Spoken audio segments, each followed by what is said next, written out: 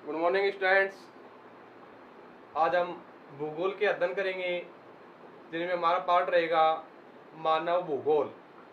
उससे पहले हम भूगोल की विस्तृत जानकारी प्राप्त करेंगे कि भूगोल जो शब्द है किस शब्द से बना है, किस भाषा का है, इसका अर्थ क्या होता है, इसके बारे में हम जानकारी प्राप्त करेंगे।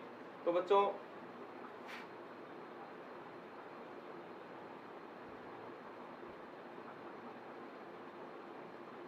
देखो, भूगोल शब्द की उत्पत्ति अंग्रेजी के ज्योग्राफी शब्द से हुई है।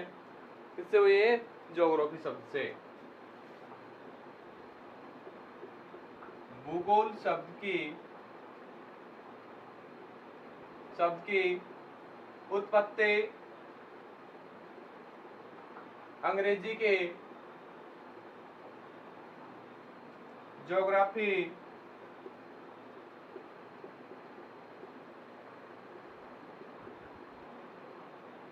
शब्द से हुई है। उत्पत्ति अंग्रेजी के किस शब्द से हुई है? ज्योग्राफी शब्द से हुई है। ज्योग्राफी शब्द ग्रीक या यूनानी भाषा का शब्द है।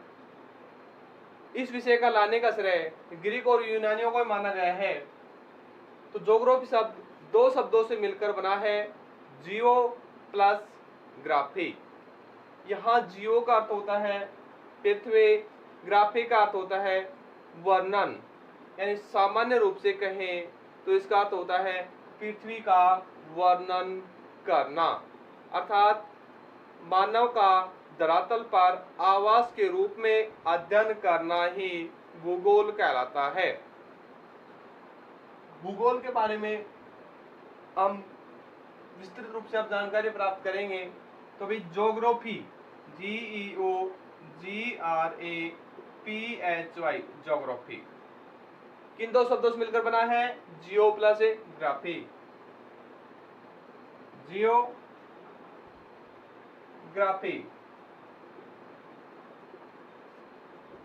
जियो का मतलब होता है पृथ्वी, ग्राफी का मतलब होता है वर्णन। तो सामान्य अर्थ होगा इसका, सामान्यतः अर्थ निकलता है पृथ्वी का वर्णन करना। ठीक है बच्चों,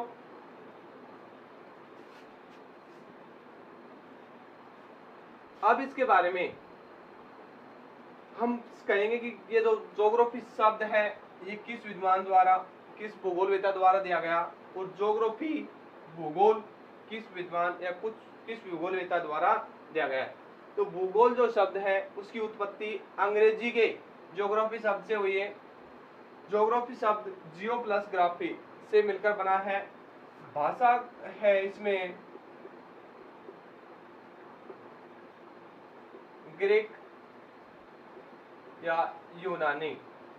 आपसे पूछा जा सकता है ज्योग्राफी जो शब्द है किस भाषा का शब्द है? ग्रीक या यूनानी भाषा का शब्द है। ग्रीक या यूनानियों द्वारा ही इस विषय को लाने का श्रेय किसको है? ग्रीक या यूनानियों को। तो पूछा जाए भूगोल शब्द की उत्पत्ति अंग्रेजी के ज्योग्राफी शब्द से हुई है। ज्योग्राफी किस भाषा का शब्द है?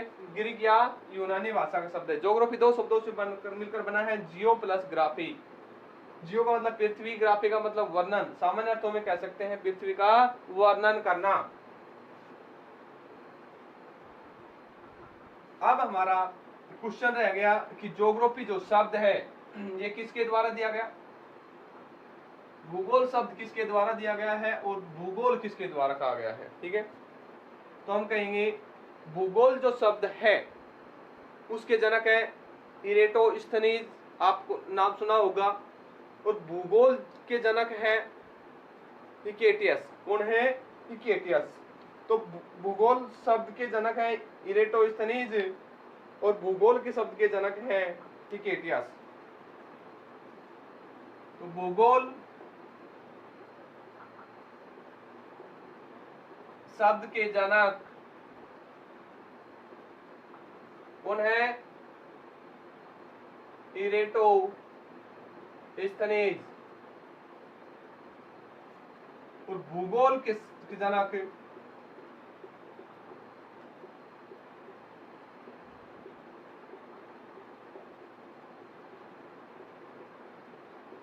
हिकेटियस। भूगोल शब्द के जनक है इरेटोस्थनीज, भूगोल के जनक है हिकेटियस। इसी कारण हिकेटियस को भूगोल का पिता कहा गया है। भूगोल का पिता किसे माना है? हिकेटियस को। किसे माना है? हिकेटियस को। यहां तक होगी जानकारी। अब हम बात करेंगे भूगोल की शाखाओं के बारे में कि भूगोल की कौन कौन सी शाखाएं हैं, कितनी शाखाएं हैं। तो आपको सभी को इस बात से अवगत होंगे कि भूगोल की शाखाएं हैं दो। कौन कितनी है? दो। भूगोल की कितनी शाखाएं हैं? दो शाखाएं हैं, मानव भूगोल और भौतिक भूगोल। मानव भूगोल और भौतिक भूगोल।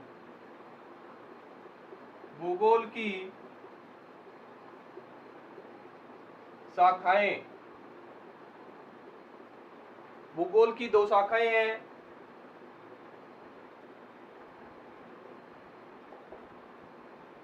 पहली है भौतिक भूगोल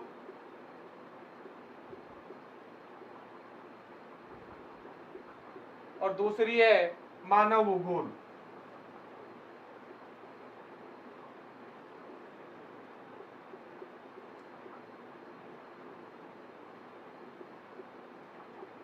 भौतिक भूगोल हम फर्स्ट ईयर में पढ़ चुके हैं, विस्तृत रूप से जानकारी प्राप्त की है कि धरातल पर या पृथ्वी पर जो भी प्राकृतिक दृश्य हमारे को दिखाई देते हैं, पर्वत हैं, पहाड़ हैं, पठार हैं, ये सभी किस में आते हैं? भौतिक भूगोल में। जिस भूदृश्य में मनुष्य का कोई सहयोग नहीं है, प्राकृतिक रूप से तैयार किए हुए हैं, कुदरती तैयार है, वो भौतिक भूगोल में आते हैं। और जिस भूदृश्यों में बनाने के लिए मानव का संपूर्ण सहयोग रहा है, वो मानव भूगोल के अंतर्गत आता है। तो बच्चों, मानव भूगोल एक क्रियाशील भूगोल माना गया है, क्योंकि मनुष्य जो प्राकृतिक भूदृश्य हैं उनसे संघर्ष करके, उनमें समायोजित स्थापित करके, वो अपने अनुसार उस भूदृश्य को ढालने की कोशिश की है। जैसे ऊंचा नीचा भूभाग है, उसको समतल करके कृषि कार्य करना। इसके अलावा पहाड़ी क्षेत्र है, परिवहन मार्ग स्थापित करने के लिए, वहां की दूरी को कम करने के लिए पहाड़ों के बीचों बीच सुरंग तैयार करना किसका कार्य है? मानव का कार्य है। पहाड़ी क्षेत्रों पर, ऊंचाई पर बागान लगाना, ये सभी किसका कार्य है? मानव का कार्य है। तो इससे हमें स्पष्ट होगा कि भौतिक भूगोल क्या है? पृथ्वी को नियंत्रित करने वाले, पृथ्वी को नियंत्रित करने वाले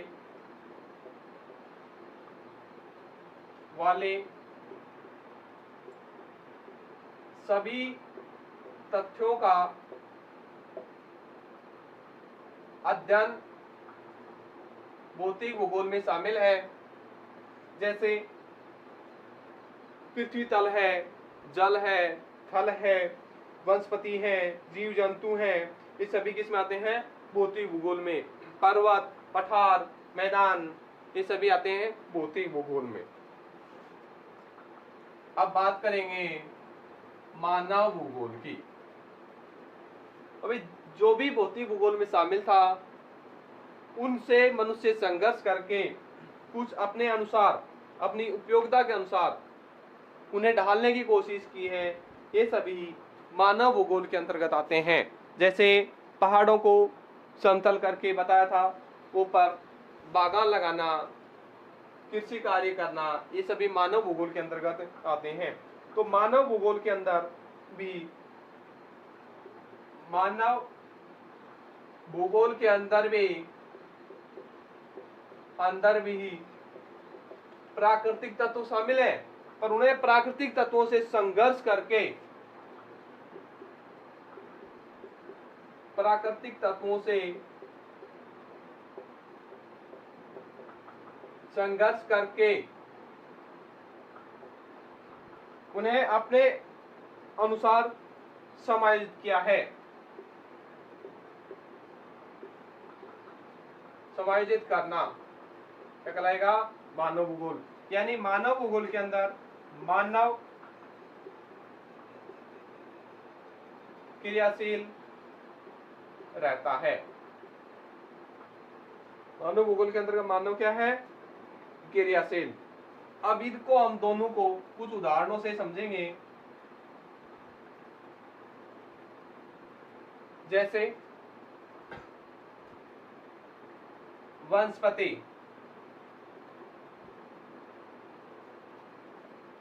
वनस्पति भौतिक भूगोल के अंतर्गत आता है। वनस्पति में निश्चित नहीं है कौन सा पेड़ कौन सा पौधा इसमें शामिल है, कोई नाम नहीं है। संपूर्ण रूप से छोटे बड़े पेड़ पौधे सभी किस में आते हैं? भौतिक भूगोल में आते हैं। छोटे पेड़ से लेकर बड़े से बड़े पेड़ तक, झाड़ियां सभी वनस्पति में आती हैं।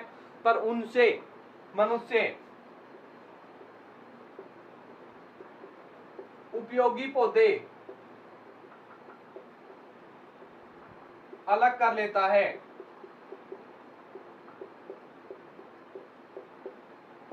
अपनी आवश्यकताओं की पूर्ति के लिए। जैसे गेहूं का पौधा है खाद्यान्न के लिए, चावल का पौधा है खाद्यान्न के लिए। ये कब से विकसित हुआ? जब मानव ने अपनी बुद्धि क्षमता के आधार पर विकास करने की ठानी, विकसित होने की ठानी, तब वनस्पतियों में से उपयोगी जो पौधे हैं उन्हें छांटकर अलग किया, जिससे कृषि कार्य होने लगा। उसके बाद है अलावा है नदियां। नदियां हैं भौतिक भूगोल में शामिल है, मानव का कोई सहयोग नहीं है इसमें।